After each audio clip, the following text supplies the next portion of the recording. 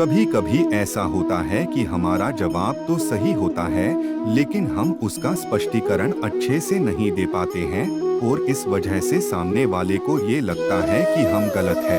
दूसरी तरफ कुछ लोग ऐसे भी होते हैं जिनका जवाब सही नहीं होता, किंतु उनको सामने वाले को कैसे सहमत करना है वो अच्छे से आता है।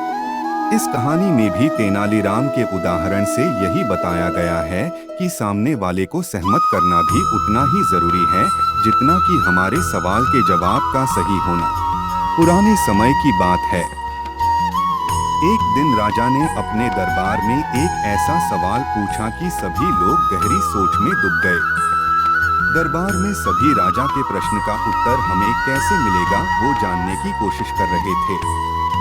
उसी दौरान तेनालीराम दरबार के अंदर आए और सभी को गहरी सोच में डूबे हुए देखकर पूछा कि आखिर बात क्या है। राजा ने तेनालीराम से कहा कि सवाल ये है कि शहर में कितने कौवे हैं। राजा का प्रश्न सुनते हैं तुरंत तेनालीराम ने हंसते हुए जवाब दिया कि महाराज, हमारे शहर में 20,506 कौवे हैं।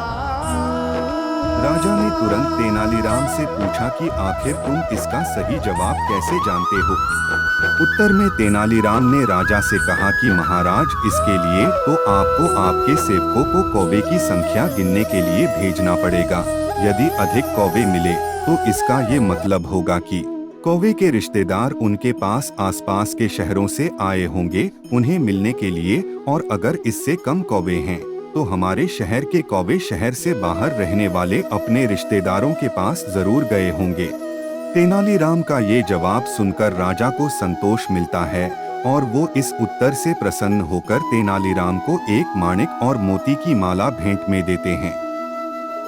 राजा बाकी दरबारियों के सामने तेनालीराम की बुद्धि की प्रशंसा भी करते हैं। हमारे जवाब में सही स्पष्टीकरण होना बहुत जरूरी है।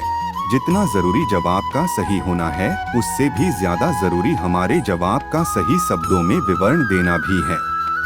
आपके उत्तर में सही स्पष्टीकरण होना उतना ही महत्वपूर्ण है जितना कि सही उत्तर का होना। सिर्फ आपका जवाब सही होने से कुछ नहीं होता है। लोगों को आप जो बोल रहे हो वो कैसे सच है उसके बारे में समझाना और उनको करना भी जरूरी होता है। अगर आपको हमारी स्टोरी अच्छी लगी हो तो अपने दोस्तों के साथ भी शेयर कीजिए और लाइक कमेंट में जरूर बताइए कि कैसी लगी हमारी ये कहानी।